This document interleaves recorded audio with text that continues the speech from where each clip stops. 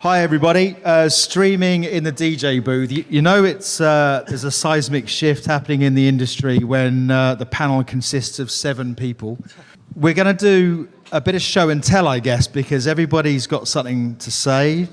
They've got a product launch or something happening, so we'll dive straight in. My name's Declan McGlynn. I'm the digital tech editor of DJ Mag. My name is Clark Warner. I work for Dubset, VP Artist and Label Relations. Dubset is somewhat that, as a service, it falls a little bit after the streaming side. We're really there to put mixes into streaming services from DJs. So there's 50,000 rights holders in the platform, licensed about 50 million tracks, so there's a lot to work with. Hello, my name's Rick Parkinson. I'm the product planning manager for Pioneer DJ in Europe, Middle East and Africa. It's my job and my team's job to oversee the introduction of new products. And last week, an announced integration with Beatport Link and SoundCloud Go Plus. Hi there, my name's Jack Bridges, Label Relations from SoundCloud. We recently launched a number of integrations that were announced at the end of last year and initially went live with Serato and have more recently gone live with Dex3, Virtual DJ and Pioneer. And we're imminently about to launch with Denon and also Native Instruments Tractor. What we're seeing in a lot of cases for new users to actually experience and explore DJing for the first time. So it's very exciting. Hello, my name is Heiko Hoffman and I'm the Director of Artist and Label Relations at Beatport.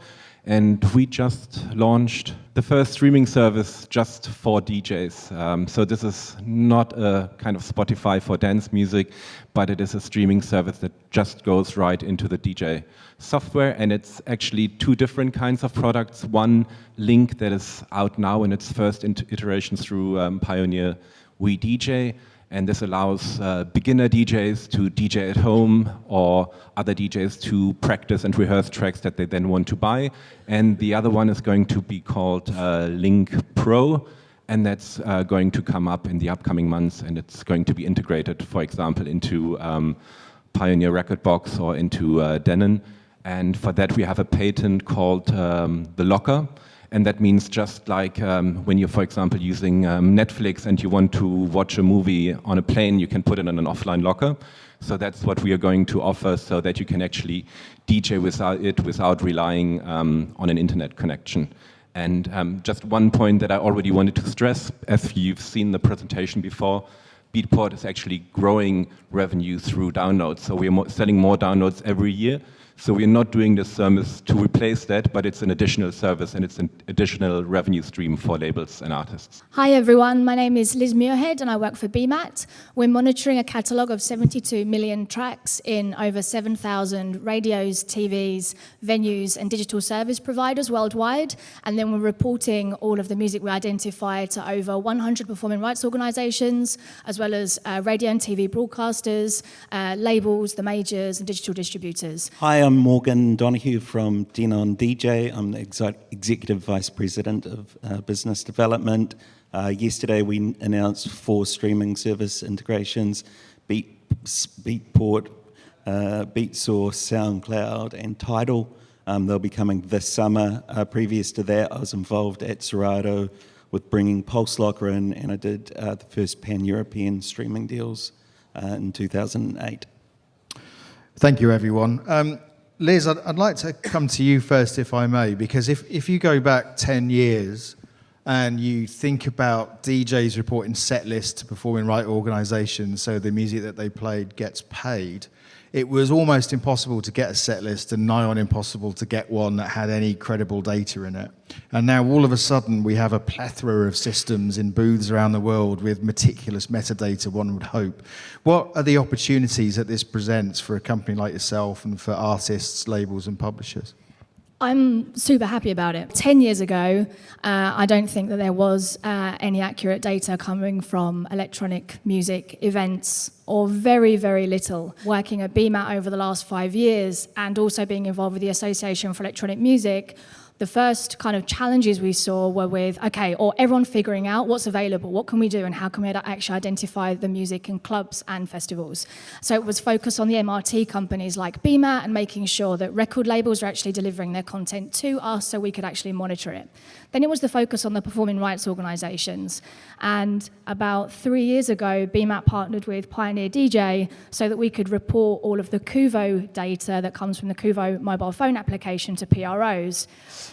PROs have the reputation that we're all very aware of moving very slowly and not being connected with electronic music events. And within about 3 years, we had 16 performing rights organisations signed up and receiving Kuvo data. That is exceptional. So the whole idea of PROs not being interested suddenly was kind of put on its head slightly, and you had them all waiting and open to new solutions. Then it was the response to that data, which was, we need more of it, and we need it to be touched up a little bit. Well, BMAT is providing data services to digital service providers like Beatport, SoundCloud via the performing rights organisations, so that we can cover. So what it does is give us more data, and that's where we're lacking. So all of these streaming services that are coming around now is going to be providing us more data that we want to deliver to the PROs, and the PROs are waiting for so they can actually start paying out on it. What was interesting to me, particularly after, I think, the Beatport announcement, was how much initial, I wouldn't say necessarily negativity, but surprising responses there were across social media chatter and elsewhere. And this commoditizes music, this is going to kill downloads. What's the Beatport response to those kind of feelings and utterances that this is the beginning of the end for downloads and this isn't supportive of labels? The reason why people are worried or asking questions is because this is something completely new to them.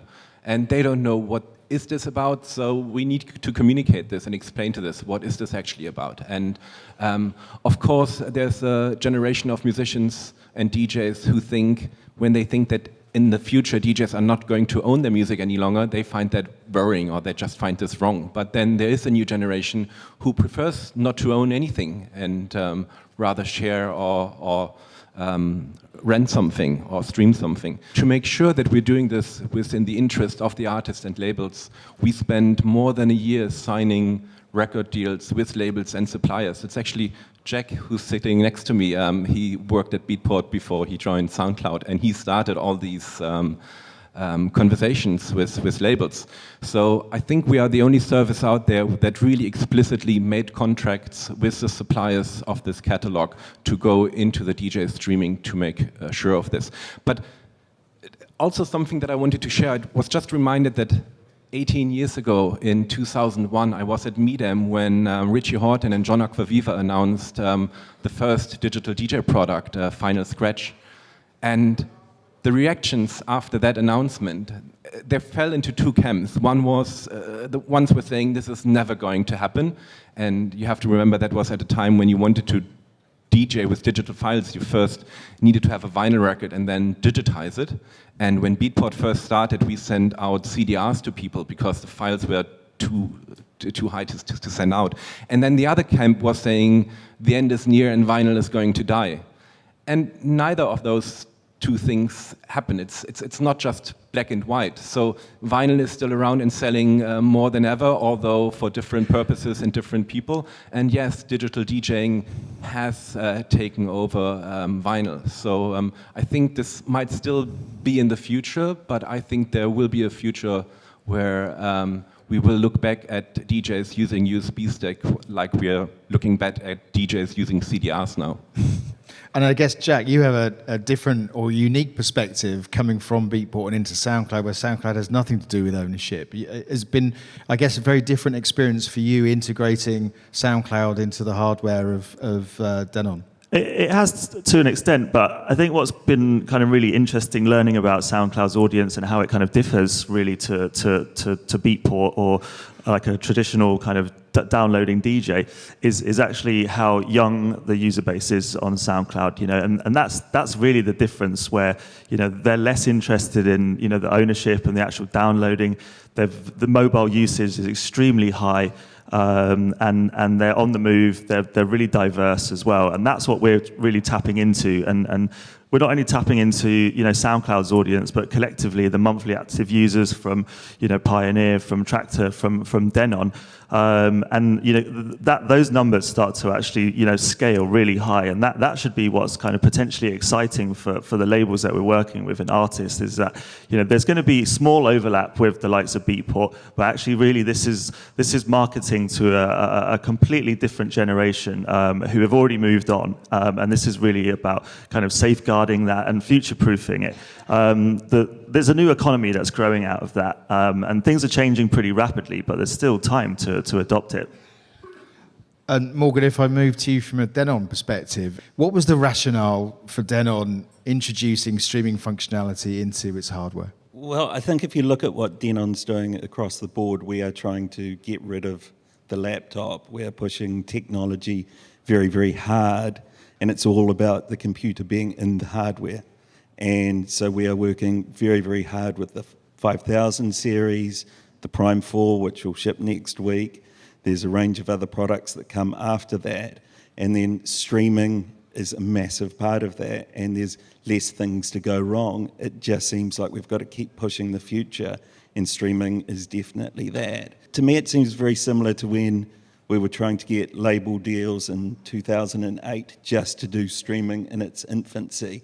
And people were like, it'll never work, no one's going to rent music, what a stupid idea, blah, blah. And I'm like, no, honestly, people will really do it. This will really happen. And it was me and the guys from Spotify wandering around trying to persuade the major labels that this was a good idea. For us, we think it's the future. We're pushing it as hard as we can, and all our technology is now embedded systems. We're not about laptops. Rick, from a Pioneer perspective, can you just give a little bit more detail on what you've launched and where streaming is embedded? We announced our first integrations with Beatport Link and SoundCloud Go Plus last week, and that was really our first proof of concept really into adopting our technology into streaming.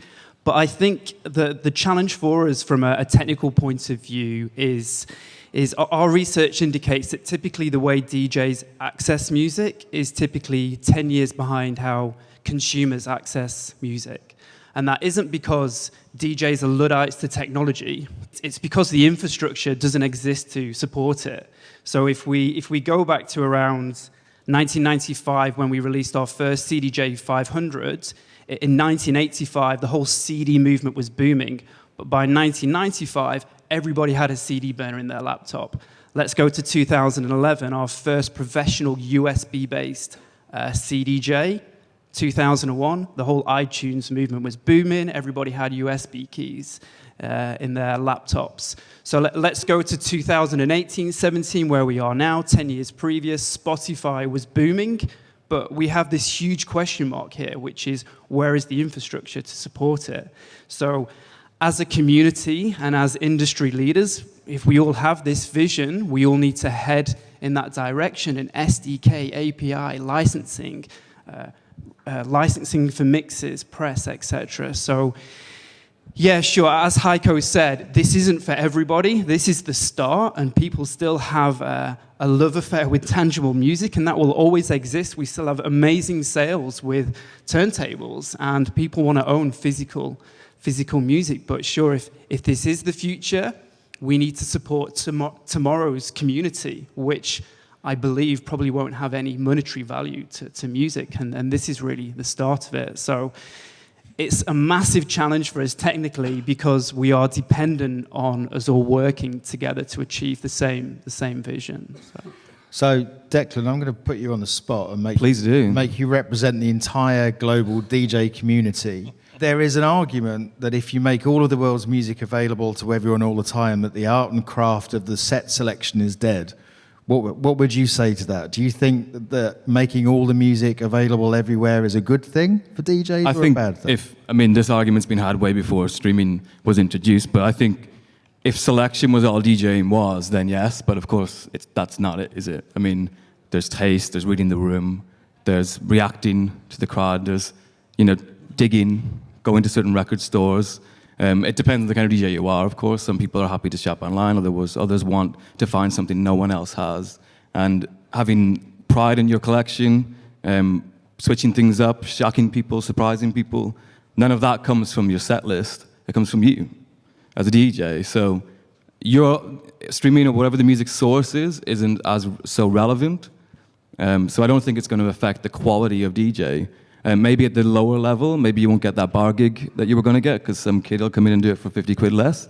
But the art itself is, I think, is safe in this context. Clark, from a Dubset perspective, does this present your organisation with greater opportunities, or does it give you a greater value in the industry? And if it does, what are they? Yeah, well, I think, we're all here in the industry of supporting, promoting, presenting artists, labels, the industry, events. And on the flip side of that, what we saw in Kevin's report, wholeheartedly is fan access, fan reach, and fan excitement. Those are increasing numbers. As DJs, you have to meet them halfway. So to me, I feel like music discovery, which is one of the greatest tools of streaming in general, is just to let people know what they're listening to. That's the biggest hurdle for fans to date with DJs, and it's the same problem as the late 90s when you didn't know what someone was DJing. You had to really work hard to find out what that record was. Same listening to the radio. It's sometimes really hard to figure out what's in a set. So I think for us trying to help, on the side of helping the fan understand what they're listening to, because they're going to events, they're adding music to their life more and more. Doesn't really matter what age you are, but for electronic music, that is a consistent rising genre that we know is happening. So, I see with the way Apple's dedicated a section for DJ mixes, it helps a runway for DJ mixes to have a bit more of a presence. For Dubset, it's a place where we can actually help DJs tell people who they're playing, what's in this set. There's transparency there. We all need transparency. It gives more attention to the original artists in the sets, in the mixes. And then that ties what's happening in our lifestyle a bit more into our day-to-day, where the fans are streaming. That's what they're listening to when they commute, before they go out. And then the moment we all want is a great DJ to help us escape all the stuff that's going on in life in general, just for a brief moment in time. So they want to have that access to mixes to keep that going. So I feel for Dubset, we have the ability just to help DJs simply know that rights holders are getting paid the royalties they should be for their music when it's streaming, period, and fans get to know what's in the music. I think, in terms of leveling the playing field, what we're talking about, opening up catalogs to any user, is really feeds into what we're trying to do, which is like democratize, access to DJ. And that feeds in really nicely to, the big hot topics of conferences like this, which is about diversity. And enabling people from all different kind of backgrounds, or whether it's male, female, opportunities that they may have never had before, and access and roads into DJing, whether it's through SoundCloud or through Virtual DJ, or later on through Pioneer or through Denon. I mean, I think that's one of the really strong takeaways from here, is that once everybody has the same level of access, then the sort of it's going to come down to like how passionate you are as whether it's crate digging or just being a music enthusiast or learning the craft. And I don't think people should be kind of scared of leveling the playing field, so to speak. And I'd argue that people have access to all the world's music already. They're just not paying for it. And what a lot of you guys here are doing is now commercializing that, so the artists get paid, so the songwriters get paid, and that's what we should all be aiming for. And then the industry gets better and more healthy. And piracy has been around for a long time, and a lot of people are getting this from pirate places now. I reckon if you surveyed the room, that would be it. And so there's a whole collection of people up here who want to make a difference for the DJ, for the artist, for the songwriter, and I think that's great. We've had that conversation before about piracy, where people are actually willing to pay, and they're paying the wrong companies. They're paying, where the flow of money doesn't go back to artists. So if we can continue to work collaboratively, but make it quite simple and lower the barrier to entry in a similar way that it has been lowered for music creation. That's almost completely been removed, and anybody can download a DAW for free, get samples, subscribe to Splice, access to amazing plugins. We're essentially trying to do the same, but with DJing and with label catalogs. I agree that we need to do this, but at Beatport we also believe that a streaming subscription for DJs should be priced differently than a subscription for consumers, because this is, if professionals are DJing with this in front of an audience, I think they have to pay more. And why do they have to do this? Because the people who are making music, they also need to get paid. So this should not bite into their download revenues or make this go away. It should add to it. But I guess, again, I've got to step into the devil's advocate's shoes. And Morgan, your point earlier was it's just a file format, what does it matter? Well, the value of a download is much greater than the value of a stream. So if I'm a record label and I'm staring down the barrel of a shocking change in the industry from a download model to a streaming model, I've got to start looking at big changes in my own business. So I guess my question to you, Heiko, from a Beatport perspective is how, if we all now take it as read that the future is streaming into the DJ booth, how are you going to work with labels to give them a soft landing from, say, 10,000 streams a year now to, 10,000 downloads a year now to none? I mean, that's why we've been working on this with the labels, and that's why we needed to sign these new contracts and come up with a price point where the labels would agree with us on it. So for example, a subscription with this locker functionality that you can actually DJ with it in a high quality, that's going to cost round about €40 for 50 tracks that you can put in a locker and put out again. And then we expect that there will be a lot of tracks that people just will put in and out of the locker and stream with it, but then some they will want to keep and buy.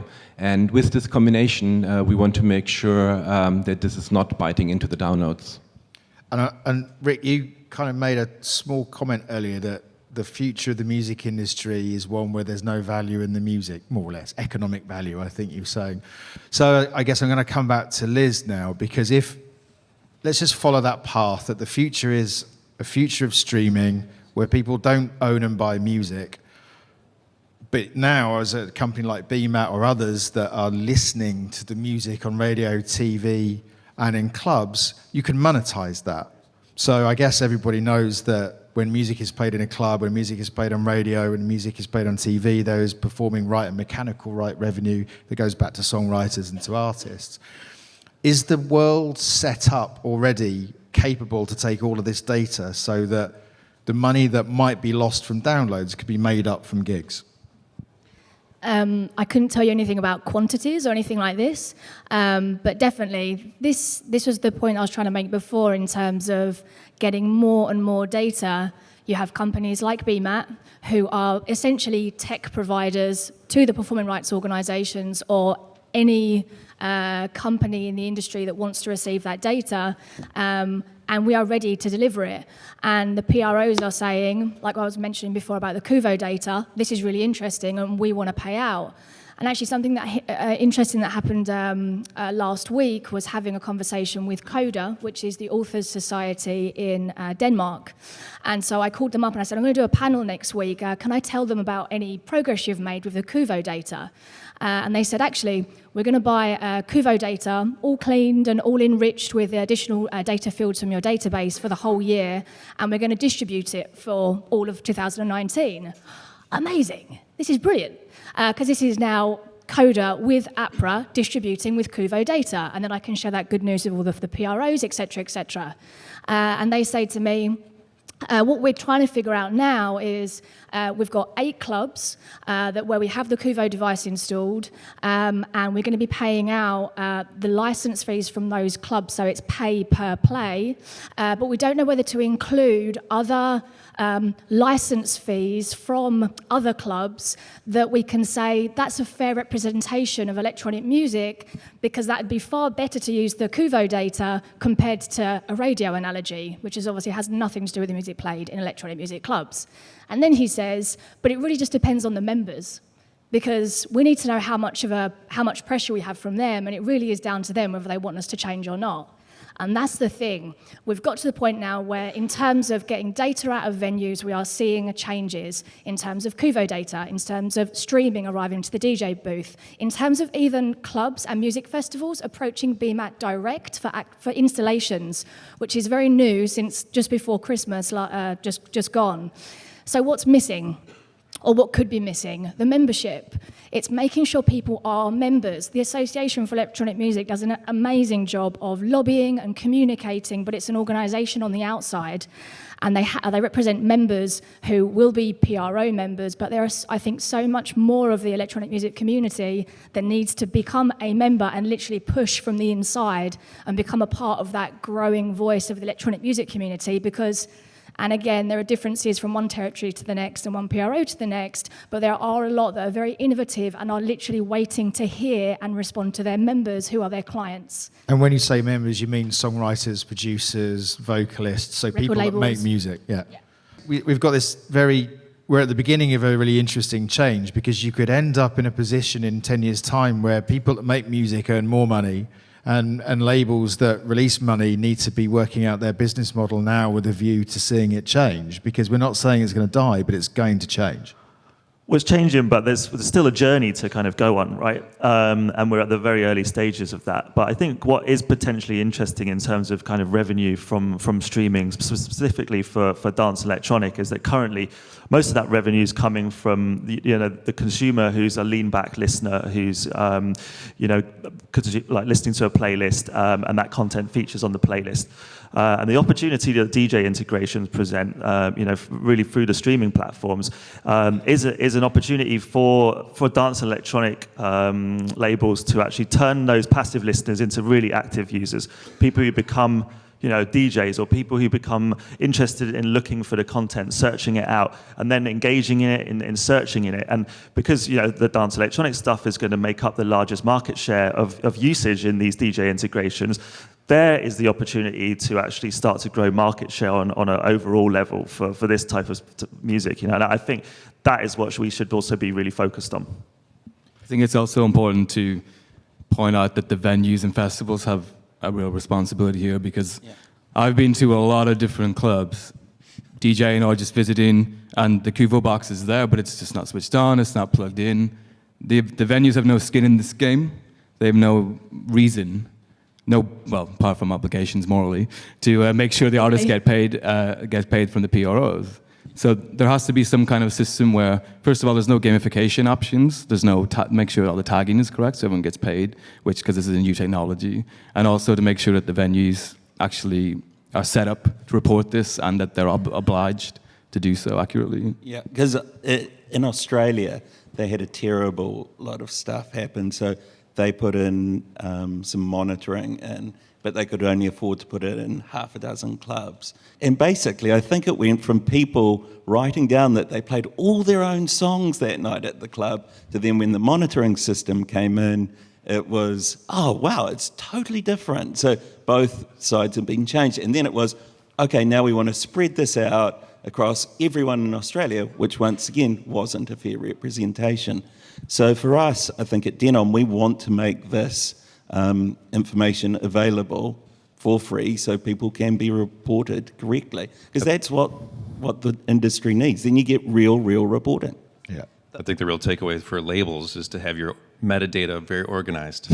Absolutely. On time. It really help you out in the end. I'm really keen to hear what people in the audience have got to say about the different things that they've heard, or ask any questions so they can clarify or challenge anybody that's on stage. Hello, I'm a tech lead for Changing Faces. Me and my mates here listening today. One of the big things I noticed everyone's talking about is essentially big data concepts. The world's got all this data, and at the moment, one of the emerging trends is to open that up, have open APIs. Google does this, for example. They let everyone get access to their data, so the rest of the tech platforms are healthier. Now, they still license it, still make money from it, but do you think that logic will apply in a DJ world? So, for example, is Kuvo's data going to get shared with someone else's data, and together can they make something stronger?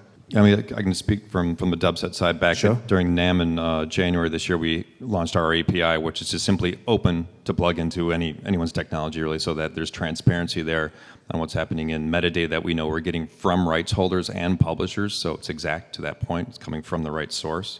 And then that is at least available. So when we license content in a mix, that it can at least be passed through. Yeah, the data that Kuvo generates that now we pass on to BMAT to help distribute, was actually a byproduct of what Kuvo was meant to be originally. We were capturing all of this data, sharing it back to clubbers on the dance floor. I can see what's playing, kind of cool, but the real value was sharing it with performance rights organizations.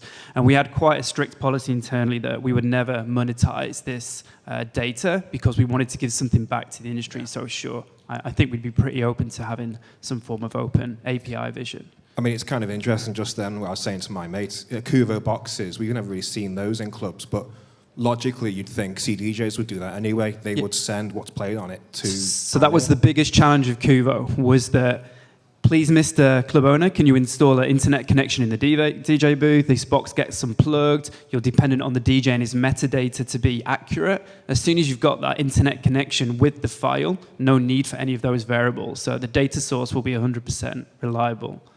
Yeah, just what you've touched on there, that this is the biggest implication of this whole concept for me, is the potential for the data.